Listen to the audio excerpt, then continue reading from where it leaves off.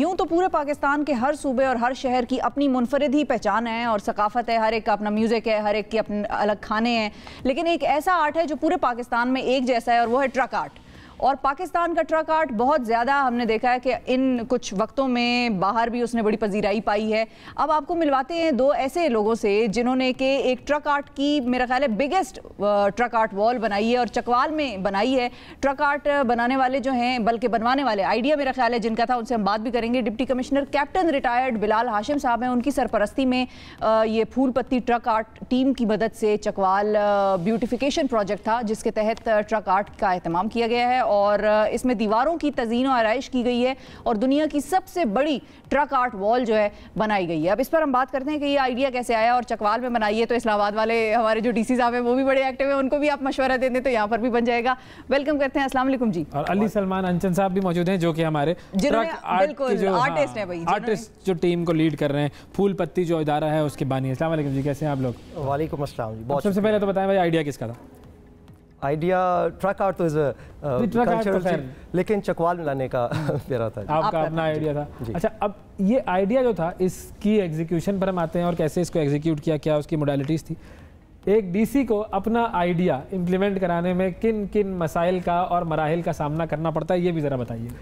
वैसे और अगर नहीं करना पड़ता तो वो भी आप बता दें। हाँ, नहीं कोई मसाइल नहीं थे क्योंकि डीसीज़ आजकल एडमिनिस्ट्रेटर्स भी हैं म्यूनसिपल कमेटीज़ के और तहसील काउंसिल्स के, और उनका एक पर्पस जो है वो शहरों को ब्यूटिफाई करना है और खूबसूरत करना है।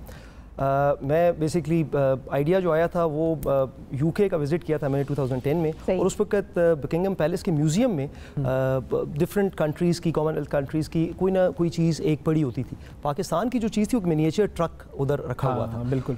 तो उधर से हुआ कि जी हमारी जो एक चीज़ जो पूरी सकाफ़त को एम्बॉडी कर रही है, that is the truck art. और फिर चकवाल में कुछ एक बहुत बड़ी वॉल थी, एक पार्क्स थे, तो वहाँ पर फिर मैंने इनका पता चला, इनको बुलाया कि यार आप आके ज़रा शहर का टूर करो और बताओ कहाँ कहाँ हम चीज़ों को ज़रा ब्यूटिफाई कर सकते हैं। उसके बाद फिर एक पर्पज़ ये भी था कि जो फिर लोकल हमारी चीज़ें, Chakwal is famous for the lake district of Pakistan, there are 35 lakes in Chakwal.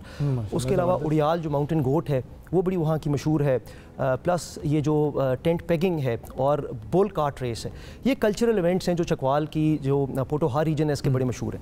तो ये फिर हमने डिस्कस किए कि लोकल चीज़ों को प्रमोट करेंगे और मोर जो है आपकी कलर का हार है, it's a valley of peacocks.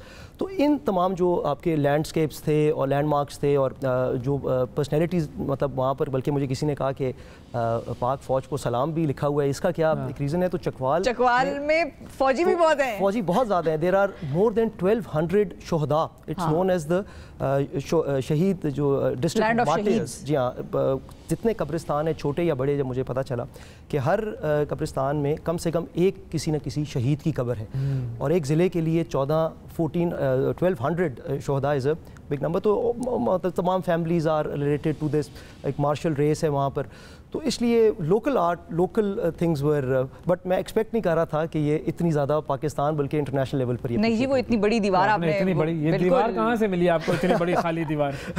ये बेसिकली इसमें कोई वो नहीं लगे हुए थे इश्तिहार, वो आधा फटा हुआ इश्तिहार जो होता है जो लगा के बाद में लोग आधा उतार देते हैं, भाई पूरा उतार दो। यहाँ पर दुकानें सी बनी हुई थी, दिस वाज एनक्रोचमेंट। अच्छा, तो उस एनक्रोचमेंट को रिमूव किया, उधर एक पार्क बनाया। बैक साइड पर ये एक वॉल थी जो बेसिकली खाली थी, उसमें आइडियाज थे यार इस वॉल का क्या करें, और इवेंचुअली बस ये लिखा था कि उधर ट्रक आर्ट आना था। हाँ, तो चलें हम जरा अली साहब ये बताएं कि आपने अब इसको किस तरह से प्लान किया था, किस तरह से डिज़ाइन किया था आपकी टीम ने, और ये वैसे इस दीवार की मेजरमेंट भी बताइएगा कितनी बड़ी है, क्यों इसको कह रहे हैं one of the largest truck art walls? क्योंकि ज़्यादातर दुनिया में हमने ट्रक आर्ट किया है तो हमें पता है कि वन ऑफ द लार्जेस्ट है। अच्छा, दूसरी बात ये आइडिया डेफिनेटली यहाँ से आया था कि हम, इन्होंने विजिट कराया डीसी साहब ने कि दे लें मेरा शहर देखें, तो हमने कहा कि ये, तो इनके ध्यान में भी यही था कि ये दीवार होनी चाहिए, और क्योंकि बिल्कुल मेन सेंटर में थी तो मेजरमेंट ये थी कि मेजरमेंट तो डेफिनेटली हमने नहीं की थी कि वो बस की फील आ गई थी कि ये बड़ी दीवार यही है। तो फिर जब उसकी मेजरमेंट्स आई, फिर हमने पास ऑन किया, तो फिर उनकी म्यूनसिपल कमेटी वालों ने हमें पूरी इसकी मेजरमेंट दी, तो तकरीबन 20 बाय 70 की मेजरमेंट आई। तो हमने बोला ये तो वाकई बहुत बड़ी है। तो उसके बाद फिर वही इनका ये प्लान था कि हम उसके अंदर लोकल चीज़ों को इनकॉर्पोरेट करें। तो फिर वो एक प्लान डिसाइड हुआ, फिर गूगल की सर्चिंग हुई, फिर वहाँ से फीडबैक, वो चीज़ होती गई और फिर हमने आइडेंटिफाई किया और फिर वो दीवार के सामने। कितने अरसे में ये काम हुआ? हम ऑलमोस्ट 5th या 6th रमज़ान को पहुँचे थे चकवाल। मगर पहले हमने इनका अलाइट पार्क वाला प्रोजेक्ट किया था। एक पार्क है तो उसके अंदर एक तो बहुत ऊंची एक टंकी थी, टैंक जो होता है वाटर टैंक था, फिर स्टोर से वो किए और उसकी मीनवाइल हम चाह रहे थे कि दीवार हमारे मुताबिक बन जाए, तो दीवार उसके बाद हमारे मुताबिक बन गई। अच्छा। उसके बाद फिर हमने उस पर काम किया, तो तकरीबन 8 एक दिन लगे।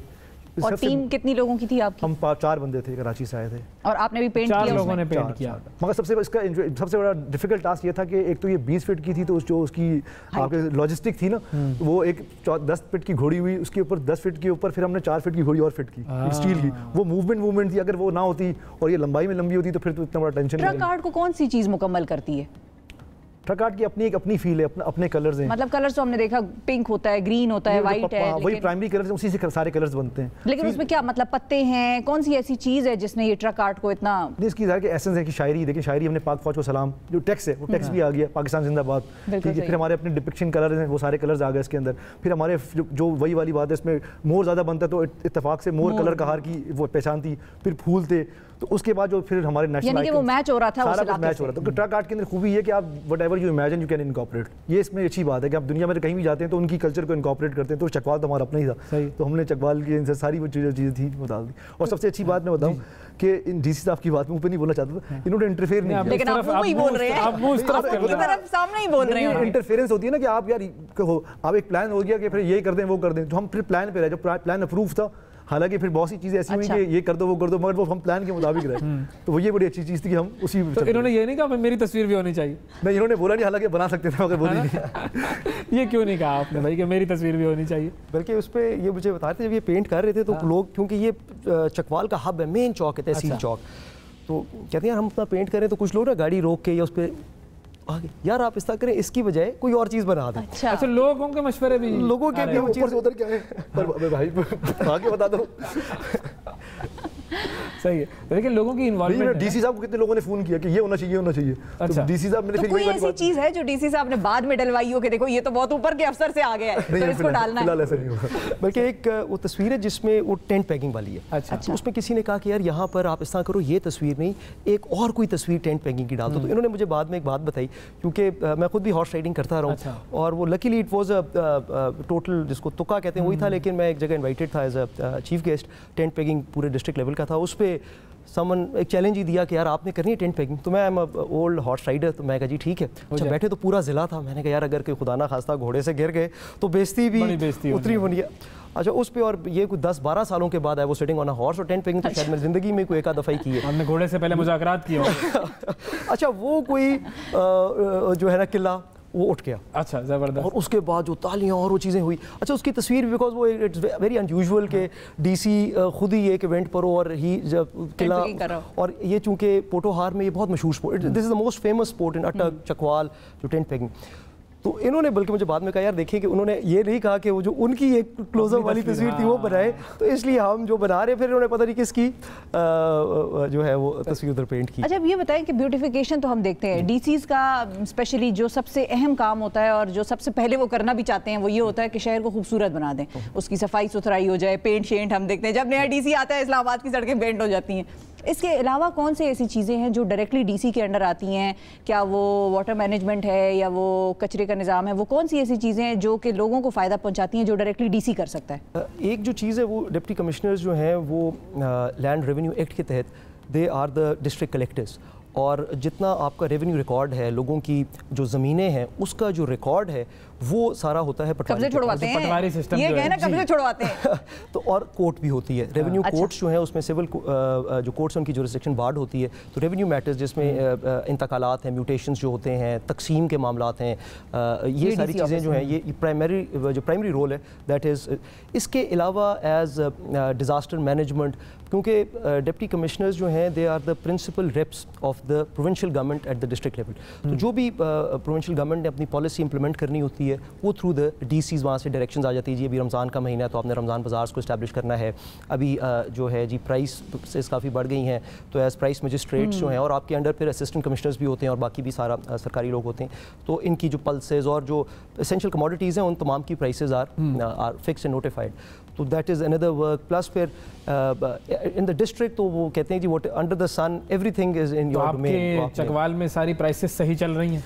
सर प्राइसेस एक ऐसी चीज़ है बिकॉज ये डिमांड एंड सप्लाई का चक्कर नहीं, वो जो रेट होता है वो उसी पर बिक रही है। मैं चकवाल की हद तक ये कह सकता हूँ बिकॉज पूरा रमज़ान मैं सुबह 5 बजे खुद जाता था मंडी में एवरी डे, और उसकी वजह से या आई डोंट नो कि मार्केट के डायनेमिक्स ऐसे थे कि पिछले रमज़ान से जो फ्रूट्स एंड वेजिटेबल्स और सारी चीज़ें नहीं लेकिन मेजॉरिटी 90%, और ये मैं बल्कि जाके शेयर भी करूँ बिकॉज मैंने डेटा मंगवाया कि जी पिछले रमज़ान में जो ये आपकी फ्रूट्स और सब्जियों के क्या रेट्स और इस दफ़ा क्या है रिलेटिवली देवर लेसर। अच्छा, इस दफ़ा कम थे, हालांकि हर प्राइस जो जी नोट फिर पिछले रमज़ान आप नहीं थे क्या वहाँ पर? नहीं, मैं पिछले रमज़ान। अच्छा, पिछली हुकूमत पे डाल रहे हैं। पिछले रमज़ान में यही हुकूमत थी, अब सही कर दिया। लेकिन आई शेयर कि पिछले रमज़ान में आलू, टमाटर, सेब, ये तमाम जो चीज़ें हैं जो रमज़ान में यूज़ होती हैं उनके रेट्स इस दफ़ा के रेट्स में ये मेरा ख्याल है पूरे पंजाब लेवल पे ही प्राइसेस वर रिलेटिवली लेस। कुछ चीज़ों की हाई भी हुई होंगी बट जनरली 80% चीज़ों की फ्रूट्स एंड अगर डीसी या एसीज जो है ये मिलकर करवाना चाहें प्राइसेस को कंट्रोल में तो करवा सकते हैं। बिल्कुल जी, हो सकता है। बस ये और अगर कहीं ना हो तो इसका मतलब है उनसे पूछा जाएगा यार देखो ये आप नहीं कर रहे हो, इसका मतलब कुछ बस तरीके से पूछे, फिर दोस्त आपा की तरह ना पूछे।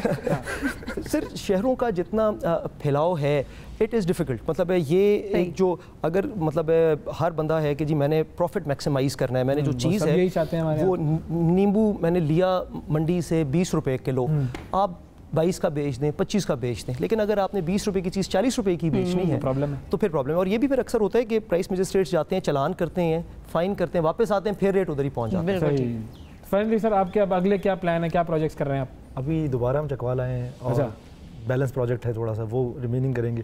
फिर इस्लामाबाद में मोफा के साथ एक प्रोजेक्ट है, Pakistan ministry of foreign affair, उनका हमने लास्ट मंथ जो है वो कैफेटेरिया डिज़ाइन किया था पूरा। अच्छा, ऊपर पूरा उनका भी एक हॉस्टल डिज़ाइन करना है, और भी एक यूएई की नहीं है, हर जगह ये ट्रक आर्ट वाला मामला ही होगा, या ट्रक आर्ट कर सकते हैं, वही कर रहे हैं। ज़बरदस्त, बेहतरीन, क्या बात है, माशाल्लाह। थैंक यू जी, बहुत शुक्रिया अदा करेंगे भाई साहब आपका, अली साहब आपका भी। और पाकिस्तान इसी तरीके से खूबसूरत बनता रहेगा। ये जो ट्रक आर्ट साफ रखें, अल्लाह का वास्ता है, कुछ साफ सफाई भी कर लिया करें। हर चीज डीसी नहीं आके ठीक करेगा आप लोगों के लिए कि कचरे के डब्बे में सब मामला डब्बा लगा हुआ है, उसके बाहर गंद पड़ा है, भाई उठा के जरा वो अंदर डाल लें उसके, तो कभी खुद भी कुछ कर लिया। हमें भी बहुत कुछ करना पड़ेगा, ये जो ब्यूटिफिकेशन है इसकी कंटिन्यूएशन के लिए।